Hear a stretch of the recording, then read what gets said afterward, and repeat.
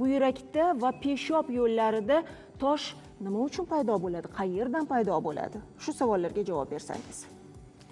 Savol juda o'rinli va qiziqarli mavzu tanlagansizlar deb o'ylayman. Biz shu mavzuga tayyorlanib, jamoamiz, urologlar jamoasini birgalikda kelganmiz. Agar ruxsat bersangiz, shifokorimiz Navruz shu savollarga javob berib davom ettirsak. Marhamat. Assalomu alaykum. Assalomu alaykum, xush kelibsiz. Demak, peshob va buyrakda, peshob yo'llarida va buyrakda tosh qayerdan hosil bo'ladi?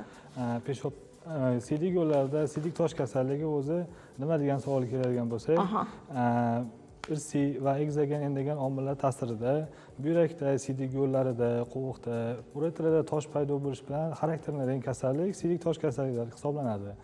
Xo'p, siydik tosh kasalliklarining paydo bo'lishi nazariyasi hozircha bir aniq nazariya qabul qilinmagan, lekin ikkita nazariya oldinga suriladi. Birinchi nazariyaga ko'ra, siydik yo'llarida hosil bo'lgan tuzlarning konsentratsiyasi yuqori bo'lishi natijasida va ularni qo'shilib turishini kamaytiruvchi moddalarning kamayishi natijasida toshlar bir bilan qo'shilib tuzlar toshlarni hosil qiladi. Ikkinchi nazariya kazual nazariya deyilib, birinchi nazariyaniga yordam beruvchi sabablar, ya'ni egzogen va endogenga bo'linadi. Ular ham egzogen sabablardan oladigan bo'lsak, birinchisi iqlim va tuproq, o'simliklar va suvlar tarkibidagi o'zgarish natijasida, ikkinchisi tashqi muhitda ishlash faoliyati davomida, ya'ni bemor inson yuqori haroratda ishlaydiganlar, ya'ni sexlarda qattiq ishlaydiganlar, qattiq mehnat bilan shug'ullanadiganlar, og'ir jismoniy mehnat bilan shug'ullanadiganlar, jismoniy harakat kam harakat qiladiganlarda bu tashqi muhit omillari tufayli buyrakdagi konsentratsiya, tuzlarning konsentratsiyasini yuqorilatish natijasida toshlar paydo bo'ladi degan nazariya bo'ladi. Endogen nazariyasiga keladigan bo'lsak, ular ham ikki xil. Birinchisi urologik endogen nazariyaga keladigan bo'lsak, tug'ma anomaliyalar, ya'ni qo'shimcha tomirlar bo'lishi natijasida buyrakda siydikning qolib ketishi va uning natijasida o'sha tuzlarning konsentratsiyalashadi va o'shanda tuzlar qo'shilib toshlarga aylanadi. Undan tashqari siydik nayi va qovuq refluksi natijasida paydo bo'ladigan kasalliklar uretritsiyalik kasalligida tosh paydo bo'lishining asosiy endogen sabablari hisoblanadi. Qarang, yuqorida turlicha toshlarni sanab o'tdik. Ularning paydo bo'lish sabablari ham har xil ekan, lekin qaysidir insonni shifokorga olib keladigan bu albatta unda bo'layotgan o'zgarishlar bo'ladi, ya'niki belgilar. Keling, hozir buyrak tosh xastaligida qanday belgilar namoyon bo'lishi haqida gaplashaylik, chunki ba'zilar aytadi, umuman og'rimadi, shunchaki ultratosh tekshiruvidan o'tdim, toshim bor ekan deydi. Ba'zilar kichkina tosh hosil bo'lsa ham dodlab boradi shifokorga. Nima uchun shunday? Xo'p, avvalambor siydik tosh kasalligida tosh paydo bo'lish jarayonida buyrakda hosil bo'lgan toshlarni buyrakda hosil bo'ladi. Bu latent davrda, ya'ni hali bemorni bezovta qilmagan, og'riq bermagan paytlar hisoblanadi. Keyinchalik u agar diuretiklar iste'mol qilganda yoki peshob hosil qilishni kuchaytiruvchi tabiiy mahsulotlar yoki sport bilan qattiq shug'ullanish natijasida buyrakda turgan tosh ko'chishi natijasida agar siydik nayiga tushganda bezovta qilishni boshlaydi, ya'ni qattiq og'riq berishni boshlaydi. Tosh o'sishi, ya'ni kattalashishi, o'sib borishi hamma toshlarda har xil. Misol uchun bugun biz studiyaga hamma har xil toshlardan olib kelganmiz. Ruxsat bersangiz shularni ko'rsatsam. Aha, marhamat. Demak, operatorlarimizdan ham iltimos qilamiz, mana shu katalkadagi toshlarni ko'rsatib o'tishsa.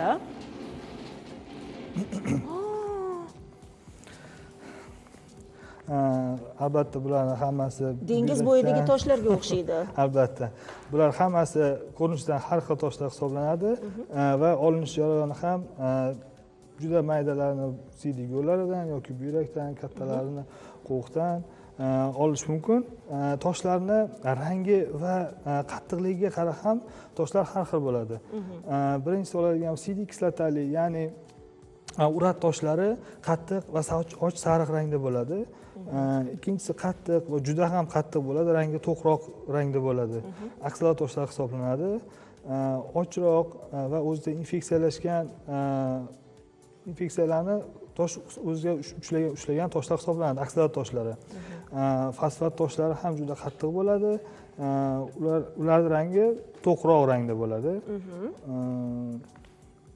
Demak, toshlarni kelib chiqishi va ularni hajmi ham har xil kasalliklardan kelib chiqadi demoqchisiz. Chunki masalan, meni nazdimda buyrak tosh xastaligi u faqat bitta yo'nalishda. Mana hozir bugungi ko'rsatuvda siz aytib o'tyapsizki, demak ularni nafaqat hajmi, balki tuzilishi jihatidan ham har xil o'zini yo'nalishiga ega. Keling shu haqida ham gapirib o'taylik. Mana sariq toshlar umuman boshqacha hosil bo'ladi deyapsiz.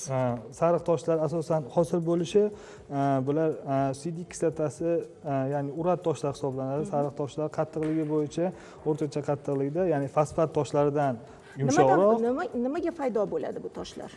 Bu toshlar paydo bo'lishi genezida asosan juda ham ko'p sabablar bo'ladi. Asosiysi bu egzagen tashqi omillardan yuqori haroratda ishlaganda kam suv iste'mol qilish orqali buyrakda siydikning konsentratsiyasi oshishi va ko'p terlash natijasida o'sha suv yo'qotish natijasida peshob konsentratsiyasi yuqorilashi va doimiy bir xil ravishda ovqat ratsionida bir xil narsa, ya'ni sutli mahsulotlarni ko'p iste'mol qilish natijasida kelib chiqadi.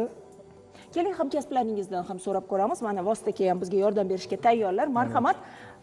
Demak, farqini tushunib olgandek bo'ldik. Kelib chiqishini ham tushuntirishni boshladilar. Qo'shimchangiz bo'lsa, marhamat. Albatta. Navruzbek hamkasbimiz juda to'g'ri gapirdilar. Toshlarimiz har xil bo'ladi va asosiy kelib chiqadigan bizning iqlimimiz issiq iqlim hisoblanadi. Bizni shu muhitimiz, iqlimimiz issiqligini hisobiga va kam suv iste'mol qilish natijasida bu egzogen faktor deb aytib o'tdilar. Shu asosiy sabablardan biri hisoblanadi. Ikkinchisi albatta noto'g'ri ovqatlanish. Ya'ni juda ham ko'p go'sht mahsulotlarini yoki bo'lmasam shu siydigimizni kislotalik muhitini oshiruvchi shu mahsulotlarni yeyish va uni orqasidan kam suv iste'mol qilish bu toshlarni hosil bo'lishiga olib keladi deb isbotlangan. Shunga bu narsaga juda katta e'tibor beramiz biz ham va toshlarimizni xillarini to'g'ri aytdilar. Bizda o'sha eng ko'p uchraydigan tosh bu aksalat tosh hisoblanadi. Aksalat toshlar bu toshlarning ichida 80% atrofidagi toshlar bu aksalat toshlar hisoblanadi va biz bu aksalat toshlarni asosan shu nimani tuzda, ya'ni CDda tuz konsentratsiyasining yuqoriligi hisobiga bo'ladi. Undan tashqari uchraydigan toshlardan nimasi bu mochevая kislota, ya'ni sidik kislotasi natijasida hosil bo'luvchi. Bu albatta alohida kasallik. Ya'ni bemorlarimiz bilamiz, podagra kasalligi bor, oyog'ida podagra uchraydi. Ularda mochevая kislota organizmda yuqori bo'ladi. Ya'ni ularda modda almashinuvida buzilish natijasida shu sidik kislotasi yuqoriligi uchun hosil bo'luvchi toshlar. Uchinchi asosiy toshlarimiz bu o'sha infeksion toshlar hisoblanadi. Bu qand kasalligi bilan og'rigan bemorlarimizda juda ham ko'p hosil bo'luvchi toshlar va eng tez o'suvchi toshlarimiz ham shu infeksion toshlar hisoblanadi. Mana hozir aytib o'tdingiz, eng tez o'suvchi deb. O'zi toshlar o'sish jihatidan qancha vaqt egallaydi? Ba'zi toshlar menimcha yillar davomida kattalashishi mumkin. Shunaqami? Qanday turlarga bo'linadi? Turlar, ya'ni toshlarimiz jadal tez o'suvchi, o'rta tezlikda o'suvchi va sekin o'suvchi toshlarimiz bo'ladi. O'sha jadal o'suvchi toshlarimiz aytib o'tganimdek bu infeksion toshlar. Biz o'zimizni praktikamizdan, ya'ni o'zimizni o'sha davo choralarimizdan bilamizki, bemorni toshdan xalos etganimizdan keyin hech qancha vaqt o'tmasdan ularda yana tosh hosil bo'lib qaytib kelish holatlari kuzatiladi. Bu qancha davomida desa hammada har xil bo'ladi. Sababi bu bemorni yoshiga, modda almashinuvini jadalligiga va bemorimizni o'sha qand miqdorini qay darajada ular o'sha normallashtirib turishiga bog'liq bo'ladi. Ya'ni omillar ko'p bular. O'rta o'suvchi va sekin o'suvchi toshlarimiz bular o'sha aytib o'tganimizdek aksalat toshlar. Qancha vaqt egallaydi ular? Hammada har xil aytganimdek, bu ham organizmda o'zini individual bo'ladi. Kimdadir juda ham jadal. Endi bemorlarda ham aytganni, ya'ni biz ko'rsatmalar beramiz. Ya'ni shu jarrohlikdan keyin, toshlardan xalos bo'lgandan keyin ko'rsatma beramiz. Ko'proq suyuqlik ichish, misol uchun, to'g'ri taomlanish, shu aktiv hayot, ya'ni shu jismoniy mashqlar bilan shug'ullanib turish. Bilamizki, hamma ham har xil bunga yondashadi. Aha, Kimdir hamma bunga ham amal shifokorni qiladi. aytganini Xuddi qilavermaydi. shunday, Xuddi shunday. Shunga hammada har xil kechadi buni jarayoni. Hamkasbingiz yuqorida men hozir beradigan savolimga javob berishni boshladilar. Toshlar nimaga joyidan qo'zg'aladi? Chunki agarda tosh, misol uchun o'zini joyida tursa, ba'zi bemorlarga umuman hech qanday yoqimsiz hissiyotlar bermaydi. Juda to'g'ri. Agar salgina joyidan jilsa, Albatta. ana og'riq boshlanadi. Nima sabab bo'ladi? Mana sport dedilar, yuqorida yana issiq dedilar. Yana nima sabablar bo'lishi mumkin? Albatta, o'zi boshidan olib qaraydigan bo'lsak, toshlarimiz asoratlangan va asoratlanmagan bo'ladi. Asoratlanmagan toshlar bu paydo bo'ladi va u urodinamikani, ya'ni CDda o'tuvchanligini buzmaydi.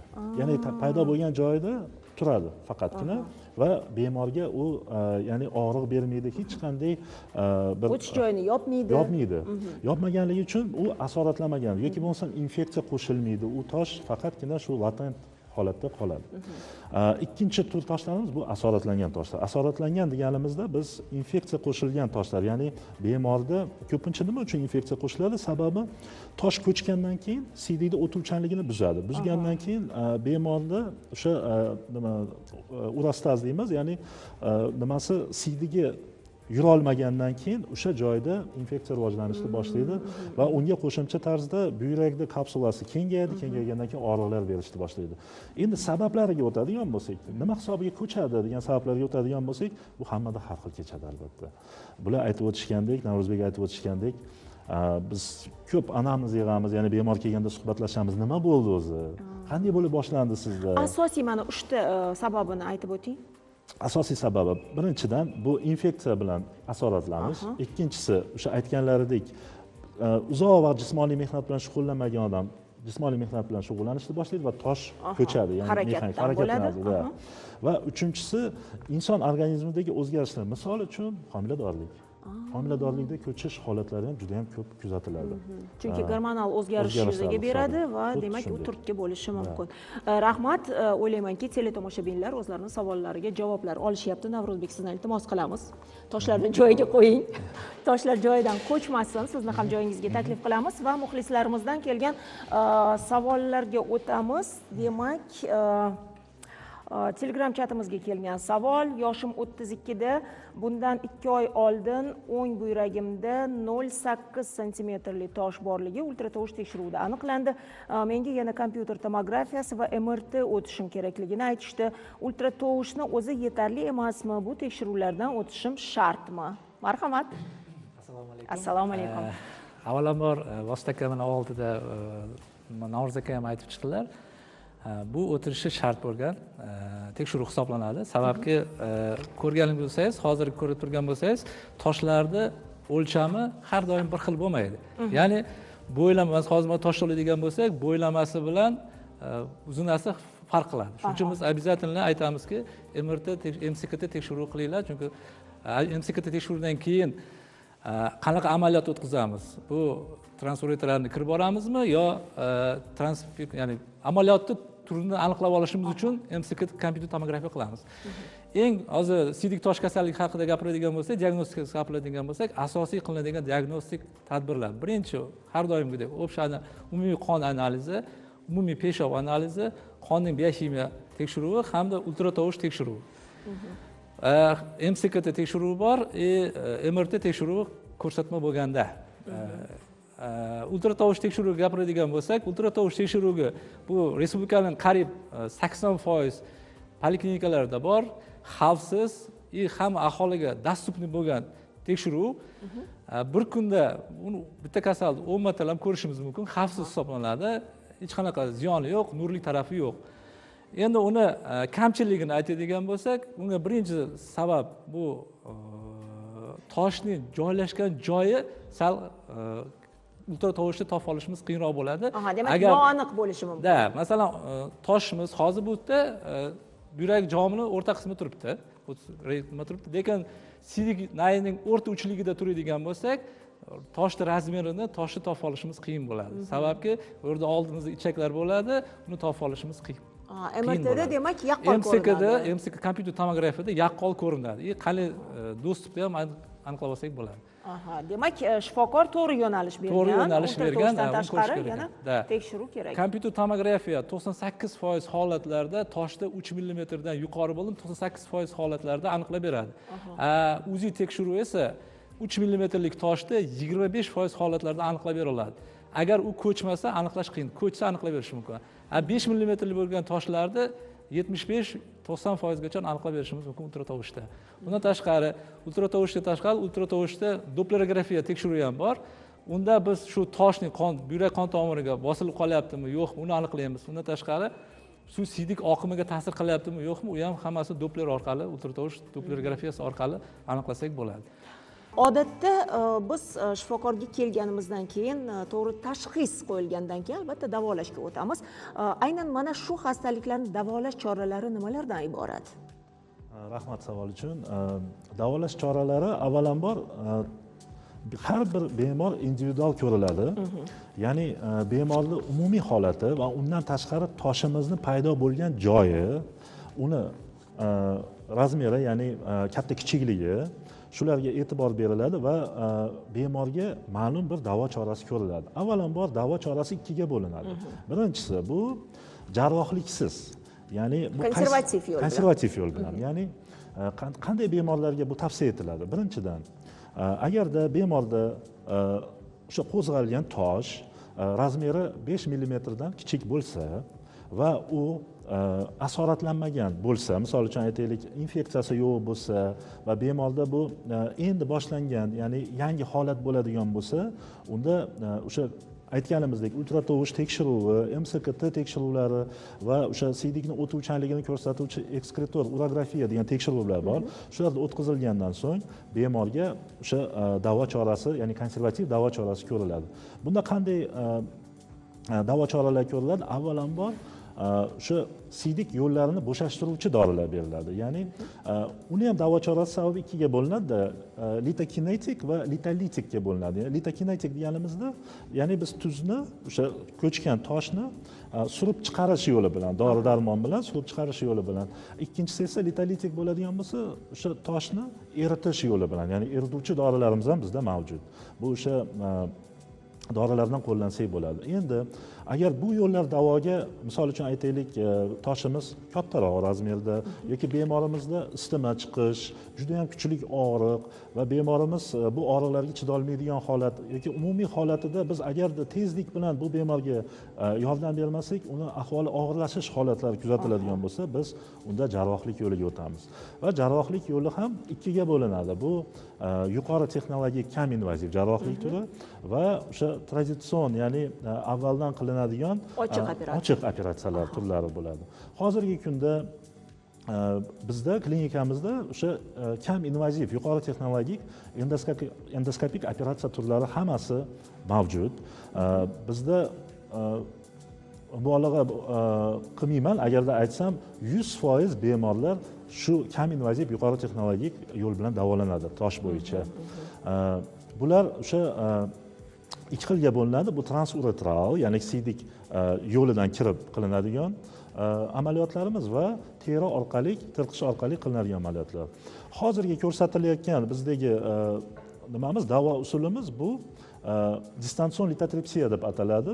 Bu tashqaridan turib ultratovush, tovushni yo'naltirish, fokus berish va toshni maydalash usuli hisoblanadi. Demak, maydalagandan keyin u o'zi peshob yo'li bilan chiqib ketadi. Peshob yo'li bilan, o'sha peshob yo'li bilan asta chiqib ketish. Bu yo'limiz, bu uslubimiz ham juda ham yaxshi uslub hisoblanadi, lekin o'ziga yarasha ma'lum bir kamchiliklari albatta har bir yo'nalishda yaxshi tomon, ya'ni qulay tomoni va ma'lum bir kamchiliklari bo'lgandek, bu usulda ham bor. Bu usulni effektivnosti, ya'ni 10 ta bemorda ko'rsak 70% hisoblanadi. Ya'ni nima uchun ba'zi toshlar maydalanmaydi, nima uchun effektivность past deyilsa, ba'zi toshlar juda ham qattiq bo'ladi. Ya'ni bu ultratovush bilan urib uni maydalashni ilojisi bo'lmaydi. Kontaktli litotripsiya esa, ya'ni o'sha tirqish orqali yoki bo'lmasam transuretral bemorning ichiga kirgan holda, siydik yo'llariga kirgan holatda kontakt yo'l bilan maydalash usuli esa effektivnosti juda ham yuqori, 95% dan yuqori hisoblanadi. Faqat bemor shu anesteziya olishini hisobga olmasa va statsionar davolanish hisobga olinmaydigan bo'lsa, bu yo'limiz juda ham effektivniy hisoblanadi. Demak, umumiy narkoz ishlatiladi. Ba'zi bemorlarimizda umumiy narkoz, lekin juda ham ko'p bemorimizda o'sha spinal narkoz, ya'ni regionalniy narkoz ishlatiladi. Ya'ni umurtqadan dori jo'natib, shu tanani ma'lum bir qismi anesteziya qilinadi, ya'ni og'riqsizlantiriladi. Shu davo choralari mana hozir ko'rinib turibdiki, bu yerda o'sha siydik yo'ldan kirib yoki bo'lmasam teri orqali, tirqish orqali lazer yordamida toshlarimiz maydalanyapti va sekin astalik bilan hozir maydalash chorasidan so'ng tashqariga olib chiqib ketish holatini mana ko'rishimiz mumkin. Bu holatda bu amaliyotlarimizdan keyin o'sha stone free rate deydi inglizchasiga, ya'ni toshlardan xalos bo'lish foizi o'ta ham yuqori. Shunisi bilan ajralib turadi bu yo'llarimiz, ya'ni endoskopik yo'llarimiz. Demak, klinikada mana shu yo'nalishlarda siz amaliyotlarni o'tkazasiz va bemorlar davo topib ketishadi. Xuddi shunday. Tashakkur. Hozir yana muxlisimizdan kelgan savol bor. Yoshim 52 da, bundan 3 oy oldin o'ng buyragimda 1 sm-lik tosh borligi aniqlandi. Bu toshni operatsiya qilmasdan parchalash yo'li bilan bartaraf etishni taklif qilishdi. Bu qanday usul? Og'riqli muolaja emasmi? Mana deyarli mana shu savolga ham hozir javob oldik, lekin agarda qo'shimchangiz bo'lsa marhamat. Ha, albatta. Hozir bemorimiz savollari shunaqa bo'lyaptiki, ya'ni buyraklarida 1 sm-lik tosh bor. Bu holatda albatta distansion litotripsiya, ya'ni o'sha kontaktni emas, distansion litotripsiya, birinchi ko'rsatilgan uslubni qo'llasak bo'ladi albatta, faqatgina ma'lum bir tekshiruvlardan keyin. Qanday tekshiruvlar? Keling aytib o'taylik. Tekshiruvlarimiz o'sha siydik urodinamikasini tekshirgan, ya'ni ekskretor urografiya degan tekshiruvimiz bor. Shu agarda qayerda joylashganiga qarab turib toshni maydalaganimizdan keyin chiqib ketishi ikkinchi masala-ku. Shuning uchun biz bilib olishimiz kerak. Maydalaganimizdan keyin toshimiz chiqib ketishiga hech qanday to'sqinliklar bo'lmaydimi yo'lda?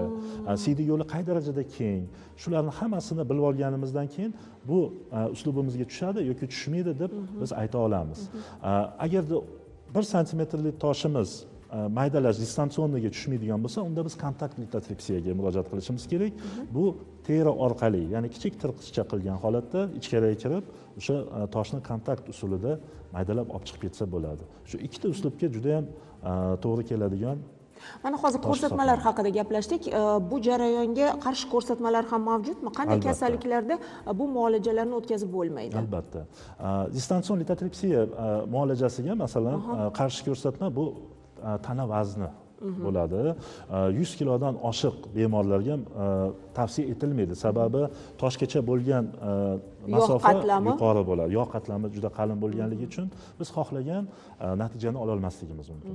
Ikkinchi qarshi ko'rsatma bu infeksiya qo'shilgan asoratli toshlarda. U holatda ham biz bu uslubga murojaat qila olmaymiz. Sababi juda ko'p asoratlar bo'lishi mumkin, ya'ni qo'shimcha. Va uchinchi holatimiz bu toshni qattiqligi. Agar tosh o'ta qattiq deyapmiz, o'zi qanaqa o'lchaysizlar buni degan savol tug'ilishi mumkin. Odam ichida bo'lganda qanday bilish mumkin? Qanday bilish mumkin deyiladi. Shuning uchun bizga MSKT tekshiruvi kerak. MSKT tekshiruvida biz toshni qay darajada qattiqligini va aniq o'lchamini bilishimiz mumkin. Qanday toshlar bor desa, o'zi yumshoq, o'rta qattiqligi va qattiq toshlarga bo'linadi. Yumshoq toshlarimiz bu o'sha 500 zichlik nimasi bor, bizda ko'rsatkichi bor. Shundan past toshlar yumshoq deymiz. 500 dan 1000 gacha bo'lganlarni biz o'rta qattiqligi va 1000 dan yuqorini biz o'ta qattiq toshlar deymiz. O'ta qattiq toshlar ham birinchi o'sha distansion litotripsiyaga tushmasligi mumkin va bu holatda ham biz endoskopik yo'l bilan, ya'ni o'sha transuretral yo'l bilan CD kanalidan yoki bo'lmasam o'sha teri orqali bu toshdan olib tashlashni o'tkazishimiz mumkin. Tashakkur. Mana yana savol tug'ilyapti-da, oson jarayon emas. Inson shuni boshidan kechirdi, toshdan xalos bo'ldi, lekin qandaydir muddat o'tgandan keyin yana tosh qaytalab tosh paydo bo'lgan bemorlar bor ekan. Bu nima sababdan bo'ladi? Men o'ylardimki, mana toshni olib tashladimi, boshqa tosh paydo bo'lmaydi derdim. Juda ham o'rinli savol va biz har kuni shu masala bilan duch kelamiz shu masalaga. Sababi afsuski bemorlarimizni ko'pchiliklari o'ylashadiki, men toshim bartaraf etildi, men qutuldim, bo'ldi, boshqa menda tosh hosil bo'lmaydi deb o'ylashadi. Lekin statistika bo'yicha bemorda toshni olib tashlangandan keyin agarda hech qanday profilaktik, metafilaktik ishlar ko'rilmasa 80% ehtimollik bilan qayta tosh hosil bo'ladi. Shu darajada yuqori statistikasi. Shuning uchun bu narsaga biz o'ta e'tiborlimiz va boshqa mutaxassislarimiz bilan, endokrinologlar bilan, terapevtlar bilan birgalikda ishlaymizki, ya'ni faqatgina toshni o'zini bartaraf etish bir gap, lekin uni kelajakda yana qaytalanmasligini oldini olish bu ikkinchi katta mavzu hisoblanadi. Va biz o'zimiz tavsiyalarimizni beramiz. Birinchi masala, biz toshimizni olganimizdan keyin klinikamizda toshni tarkibini aniqlashni yo'lga qo'yganmiz. Ya'ni tarkibiga qarab turib bemorga o'sha kerakli dieta aytamiz. Ya'ni sizda shu ma'lum bir mahsulotlar sizga mumkin emas, ma'lum bir mahsulotlarni siz yesangiz bo'ladi degan masalada biz ular bilan suhbat o'tkazamiz va bemorlarimizga iltimos qilamizki, har 3 oyda bizni oldimizga qayta ko'ruvga kelib turishlarini, bunda shu ultratovush tekshiruvi va siydik analizidan biz juda ham katta informatsiyaga ega bo'lishimiz mumkin bemor haqida va albatta ko'p suyuqlik ichishni yoddan chiqarmaslikni aytib o'tamiz. Shu ko'p suyuqlik ichish masalasiga ham ozgina to'xtalib ketmoqchi edim, agar ruxsat bersangiz. Sababi ko'p suyuqlik deganda qancha degan masala bor. Endi biz doimo masalan ijtimoiy tarmoqlarda o'qiymiz, internetda o'qiymiz, 2 litr hisoblanadi. Yeyotgan ovqatimizdan, choyimizdan tashqari toza 2 litr suv. Shu to'g'rimi? To'g'ri, bir tomondan bizni o'lchovimiz sal boshqacharoq, lekin sizniki bilan to'g'ri kelib ketadi. Biz tana vaznidan kelib chiqamiz. Ya'ni tana vazni aytaylik 70 kilo deb olsak bir bemorda, biz uni 4 ga ko'paytiramiz yoz paytiga. Bu degani 2 litr 800 millilitr bo'ladi. Yoz issiq paytlarda ichiladigan suyuqlik miqdori. Hozir kuz paytida-chi? Kuz paytida 3 ga ko'paytiramiz. Bunda 2 litr siz aytgan gapga to'g'ri keladi. 2 litr atrofida suyuqlik ichishni tavsiya etamiz. Ya'ni sovuq paytda demak 3 ga va yoz paytida 4 ga ko'paytirgan holda shu kelib chiqadi suyuqligimiz. Shuni tavsiya qilasiz Shuni tavsiya bemorlarga. qilamiz albatta. Tashakkur. Yana muxlisimizdan kelgan savol, 28 yoshdaman, homiladorman.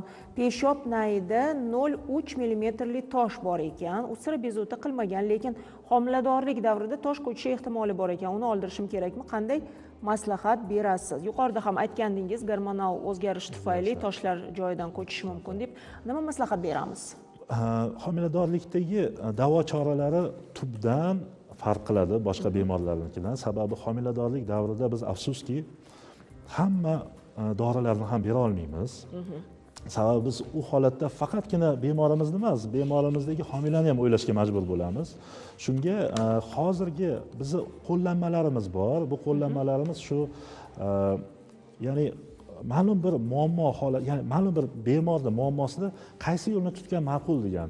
Hozirgi holatda bemorimizga masalan stent qo'yish amaliyoti bor bizda, ya'ni CD yo'liga stent qo'yib qo'yiladida va CDni o'tuvchanligi shunda buzilmaydi, ya'ni turadi va stentimizni yana bir xususiyati bor, bu CD yo'lini kengaytirish xususiyati. Ya'ni toshimiz stentning yonidan kengaygan CD naydan tushib ketish ehtimoli o'ta ham yuqori bo'ladi. Va oxirgi ko'rsatkichlar, oxirgi qilingan tadqiqotlar shuni ko'rsatyaptiki, oldin biz agar bemorni, homilador bemorni CD nayda tosh yoki tuz tiqilib qolsa, biz qo'rqardik, hech narsa qila olmaymiz deb. Hozirgi kunda tadqiqotlar shuni ko'rsatyaptiki, biz bemorga o'sha spinal regional anesteziya bergan holatda bemorni toshni transuratoral yo'l bilan, ya'ni endoskopik yo'l bilan olib tashlasak hech qanday muammo tug'ilmasligini olimlar ko'rsatishdi. Bu Yevropa o'sha urologlar assotsiatsiyasi bor. Shu oxirgi tadqiqotlarga ko'ra homiladorlarda ham shu amaliyotlar o'tkazilyapti. Tashakkur.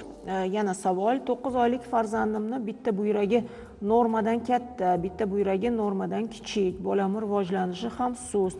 Buyrakdagi muammo bolamni rivojlanishiga, o'sishiga salbiy ta'sir qiladimi? Bu gipoplaziya, ya'ni bemorlarimizda shu ma'lum bir bemorlarimiz bor. Bular o'zi kichik buyrak bilan, ya'ni ikkita buyrak bilan yaralganmiz va ma'lum bir bemorlarimizda bir buyragi kichikroq, biri kattaroq bo'lishi mumkin. Bu yerda ham tekshiruvlar kerak bo'ladi. Avvalambor Akram akam aytib o'tganlaridek, ultratovush tekshiruvida birinchi shu narsa ultratovush tekshiruvida aniq bo'ladi. Ya'ni bular aytishadi, razmeri kichkina deb bizga yo'naltirishadi, ya'ni mutaxassislarga, urologlarga. Urologlar esa avvalo boshqa qo'shimcha tekshiruvlarni o'tkazishadi. Bularga demak peshob analizi, qon analizlari kiradi va aytganimdek o'sha ekskretor urografiya, ya'ni buyrakni ish faoliyatini ko'rsatuvchi. Agarda bu kichik buyrakda ham buyrakni ish faoliyati va CD o'tuvchanligi buzilmagan bo'lsa, bu holatda hech qanday vahimaga joy qolmaydi. Lekin bemorda anomaliya, ya'ni qayerdadir to'siq bo'lsa siydik yo'lida yoki bo'lmasam buyragining ish faoliyati yaxshi bo'lmasa, bu holatlarda albatta mutaxassisga murojaat qilib, bunga kerakli davo choralarini ko'rishlari kerak bo'ladi. Tashakkur javobingiz uchun. Albatta. O'zi normada o'ng buyrak chap buyrakka nisbatan kichikroq bo'ladi. Chunki jigarimiz turganligi uchun. Shunda ko'p ota-onalar razmeri ikki xil beriladi, 1 santimetrga cho'r, bir xil 2 santimetrga cho'r farq qilishi mumkin. Shunda ko'p ota-onalar yugurib keladi, meni bolamni buyragi kichkina. Biz ultratovush tekshiruv qilganimizda aytamiz, tushuntiramiz, o'ng buyrak normada kichikroq bo'ladi. Sababki bu yerda katta jigarimiz bor, u joylashishi kerak bo'ladi. Chap buyragimiz erkinroq, kattaroq, chunki taloq bor, bu boshqa narsamiz yo'q. Shuning uchun aytamiz, biz asosiy narsalar buyrakning parenximasiga qaraymizda ultratovushda. Agar parenximasida o'zgarish bo'lmasa, bu sopol buyrak deymiz. Ko'pchilik shundan farq qiladi. Tashakkur. Va e'lonlar vaqtida studiyamizga mehmon tashrif buyurdilar. Assalomu alaykum. Marhamat, o'zingizni tanishtirsangiz. Men Saidbek Shadiyev. Shu tosh kasalligi bilan, juda qattiq og'riq bilan ushbu RDM klinikasiga, Ravshan davolash maskaniga murojaat qilganman. Demak, shifokoringizdan ham so'rasak bo'ladi. Nima muammo bo'lgan, qanday davolash choralari o'tkazilgan? Juda qattiq o'tkazilgan? og'riq bilan o'zimni juda yo'qotib qo'yganman. O'sha tosh ko'chish. Qarang, bitta narsani so'rayman. Bizni xalqimiz juda ham chidamli-da. Sal orisi yuraveramiz, o'tib ketadi deymiz, dorilar ichamiz. O'zim ham shunaqaman-da. Keyin juda og'riqni to'xtatib bo'lmas darajada boramiz. Siz ham xuddi shunday darajada bordingizmi? Shunaqa bo'lgan. Menda tosh borligini oldin bilmaganman. Tekshiruvlardan o'tib yurmaganman. Tosh ko'chgandan keyin o'sha juda qattiq isitma berib, o'zimni yo'qotib qo'yar darajada bo'lganda, o'sha tez yordam mashinasida ushbu Ravshan davolash maskaniga Vosita akamizga murojaat qilganmiz. Yaxshi operatsiyalardan chiqib, 2 kunda yana ishga qaytib chiqib ketib qolgan. Demak, darhol jarrohlik amaliyotini o'tkazishgan. Murojaat qilgan kunimda ertasiga operatsiya qilganlar. Buyragingizda bo'lganmi tosh yoki peshob yo'lidami? Buyrakdan peshob yo'lida ko'chgan vaqtida bo'lgan. Tiqilib qolish natijasida shunday bo'lgan. Keyin yaxshi operatsiyadan chiqqanimdan keyin 2 kundan keyin yana ishga qaytib chiqib ketganmiz. Juda yaxshi. Demak, yaxshi shifokorlarning qo'liga tushgansiz. Endi o'zlaridan ham eshitsak. Juda mamnunmiz. O'zi hozir mana og'riq haqida gapirib o'tdik. Bemorlarimiz og'rig'i dunyoda shu og'riq chunki subyektiv narsa. Hamma qattiq og'ridi degani meniki boshqacha bo'lishi mumkin, boshqa odamniki boshqacha bo'lishi mumkin. Ya'ni bolевой порог hammada har xil. Og'riqlarni hisob-kitob qilishganda birinchi o'rinda turadigan og'riq bu yuz nervini shamollash og'rig'i bo'lsa, ikkinchi o'rinda turadigan og'riq bu o'sha siydik ko'chgandagi, ya'ni почечная колика deymiz. Lekin uni tug'ruq jarayoni bilan tenglashtirishadi. Uchinchi o'rinda o'sha to'lg'oq og'rig'i hisoblanadi. Ya'ni bu undan ham kuchli og'riq hisoblanadi va Said aka haqiqatdan juda ham qattiq og'riq bilan bizga murojaat qilib kelganlar va tekshiruvlarni o'tkazganimizdan keyin darhol bularni o'sha endoskopik yo'l bilan davolash usuliga olganmiz va amaliyotlari juda ham yaxshi, muvaffaqiyatli o'tgan va toshlardan xalos bo'lganlar. Va qanday turdagi tosh bo'lgan? Bularniki o'sha aksalat tosh, aytganimdek 80% holatda aksalat toshlar aniqlanadi va o'sha tekshiruvdan keyin aksalat toshlar aniqlangan va Said akamga ketishlarida shu kerakli dieta choralarini aytib o'tganmiz, ko'proq suyuqlik ichishni hammasini tushuntirganmiz va juda ham vaqtida kelib o'zlarini ko'rsatadigan, o'zlarining sog'liqlariga befarq bo'lmagan insonlar kelib bizga ko'rinib shu tekshiruvlardan o'tib turadilar hozirgi kungacha. Mana qarang, hozir ham aytdingiz, yuqorida ham parhez dedingiz. Said aka, bugun studiyamizda mutaxassisimiz bor. Keling, sizga ham, muxlislarimizga ham foydali bo'ladigan parhez haqida ma'lumot olamiz. Yaxshi bo'lardi. Marhamat. Demak, bunday xastaliklarda nimalarga e'tibor bermog'imiz kerak? Keling. Ham oldini olishda, ham davolashda. Mana Said aka operatsiya bo'lganlar, yana qaytalamaslik uchun nimalar iste'mol qilishlari kerak? Assalomu alaykum. Assalomu alaykum. yuqorida mutaxassislarimiz tavsiya berib o'tishdi, qanday yuzaga kelishi tosh kasalliklarini, qanday davolash yo'llarini. Boshqa sohalarga qaraganda urologiya sohasida metafilaktika degan narsa bo'ladi, profilaktika bo'lsa metafilaktika degan narsasi bo'ladi. Bu faqat kasallikni oldini olish emas, balki kasallangan bemorlarni qaytalanmasligini dan xoli qilish, ya'ni davolash, parhezlarni tushuntirish, sog'lom turmush tarzini o'rgatish. Bularga eng avvalo aksariyat toshlari agar yig'ilgan bo'lsa, birinchi o'rinda tuzli mahsulotlarni, konservalangan mahsulotlarni cheklash buyuriladi. Bir kunda sutkasiga 3-4 grammgacha osh tuzini iste'mol qilish mumkin, undan oshirish mumkin emas. Bundan tashqari imkoniyat darajasida parhez deyilganda biz tushunamizki, faqat suyuq ovqat, yo'q, suyuq ovqat emas. Bug'da pishgan, parda pishgan ovqatlar, vitaminlarga to'yintirilgan ovqatlarni iste'mol qilishni tavsiya qilamiz, yengil hazm bo'luvchi. Eng avvalambor yuqorida qayta gapirildi. Bizda asosiy narsa suv miqdorini me'yorida iste'mol qilish va diurez degan narsa bo'ladi. 2,5 litrdan va undan ortig'iga harakat qilishimiz kerak. Diurez oshib ketsa ham bo'lmaydi, kamaysa ham bo'lmaydi. Boya mutaxassislarimiz aytdi, agar diurez, ya'niki peshob ajralishi va qabul qilinishi mutanosiblig'i buzilsa, bu metabolizm buzilishi bo'ladi. Ya'niki bizda qayta o'sha siydik tosh kasalligi rivojlanishiga olib, ularda sog'lom odamga qaraganda moyillik yuqori bo'lganligi uchun birinchi o'rinda demak sog'lom turmush tarzi, agar yomon odatlari bo'ladigan bo'lsa, chekish, ichish, gazli ichimliklarni iste'mol qilish, hozirgi kunda urf bo'lgan fast food mahsulotlarini cheklash. Biz hammamiz yaxshi ko'ramiz tuzli, shirin bo'lgan taomlarni, qovurilgan, dudlangan mahsulotlarni. Bularni keskin cheklash kerak. Shu bilan birga kasbiy faoliyatlar agar kam harakatni talab qiladigan bo'lsa, faoliyatlarni jadallashtirish kerak, jismoniy faollikni oshirish kerak. Sabzavotlardan, mevalardan hech qanday cheklov yo'q. O'shani inobatga olgan holda bemalol sabzavotlardan, mevalardan o'zini me'yorida iste'mol qilishi, yuqoridagi mahsulotlardan cheklanish talab qilinadi. Albatta tana vazniga va yuqorida aytib o'tdi mutaxassisimiz Vostaka, tana vazniga mos ravishda suyuqlikni iste'mol qilishi. Keyin yana bir narsa borki, peshobni ko'p tutib turmaslik tavsiya qilinadi. Odatda bizda yo'lga chiqamiz, safarga chiqamiz. Bu muammo. Albatta komfort degan zonani qidiramiz, muammo tug'diradi. O'shaning uchun imkoni topgandan ko'p ishlash mumkin emas. Bu narsa ham metabolizmni qisman gormonal buzilish bilan metabolizmga ta'sir qiladi. Shunaqa zamonda yashayapmizki, go'da shunga ham vaqtimiz bo'lmaydi. Endi vaqt qizg'anamiz ishimizni, o'sha narsaga e'tibor bersalar, sog'lom turmush tarzi, ko'p suyuqlik iste'mol qilish, foydali mahsulotlardan iste'mol qilish, toza havoda sayr, jismoniy faollik albatta menimcha boshqa siydik tosh kasallik bo'lmaydi. Yana bularga tavsiya qilinadi, bir haftada yangi tosh olingandan keyin har 2 haftada siydiklarni biokimik tahlili qilinadi. Demak peshob tahlili. 1010 nisbiy zichligi ko'rsatkichi bo'ladi, peshobda o'sha oshib ketmasligi. Bundan tashqari peshob va qonda biokimik tahlillari bo'ladi. Fosfatlar, uratlar, sitratlar dedik, boyagi har bir siydik kislotasi, ularning normadan oshib ketishi siydik buyrakda kristallanishi va boyagi mineralizatsiya deymiz, o'sha moddalarning to'liq chiqib ketmasligi natijasida yana tosh hosil bo'lish ko'payadi.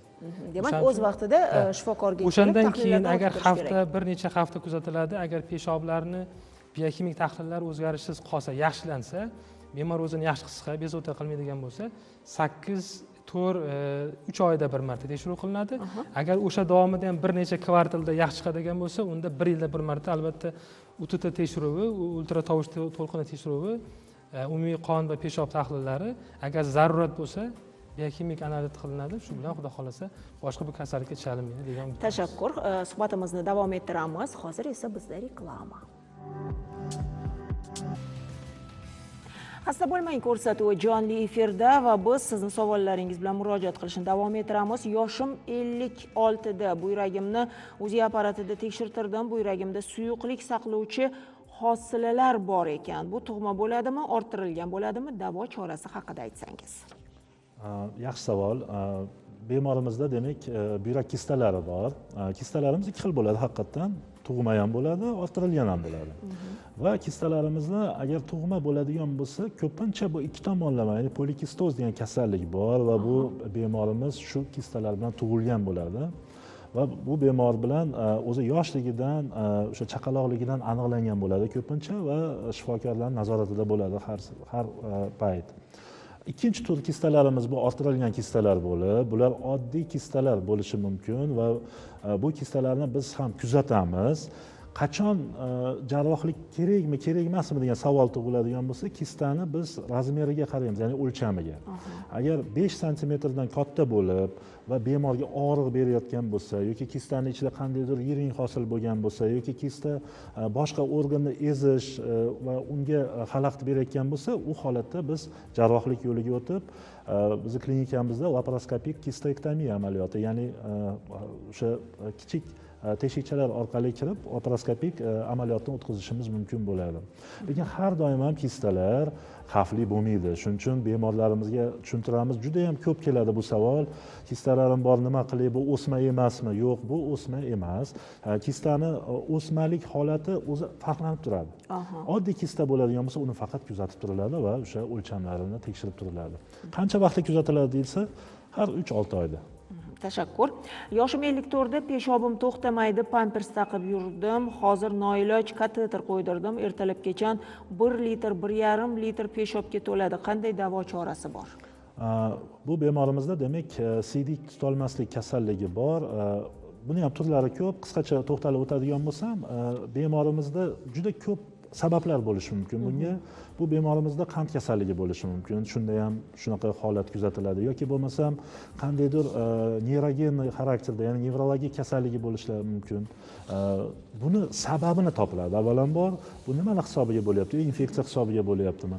Va o'sha sababiga davo chorasi ko'rilsa, bu narsadan albatta bemor xalos bo'lishi mumkin.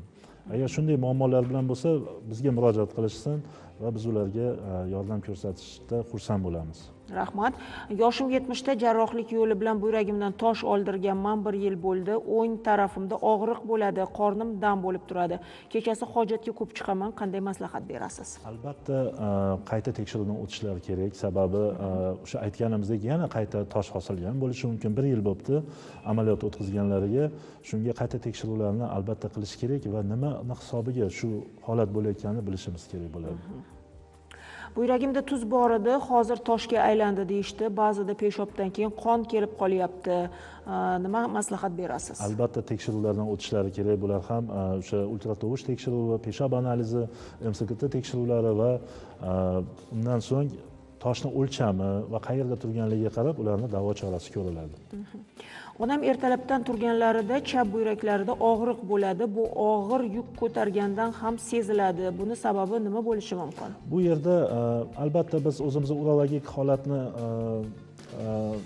исключить qila olmaymiz, lekin bu yerda ko'proq nevrologik og'riqqa o'xshayapti. Sababi og'ir yuk ko'targanda yoki tanani holatini o'zgartirganda paydo bo'ladigan og'riqlar, bular nevrologik og'riqlar hisoblanadi.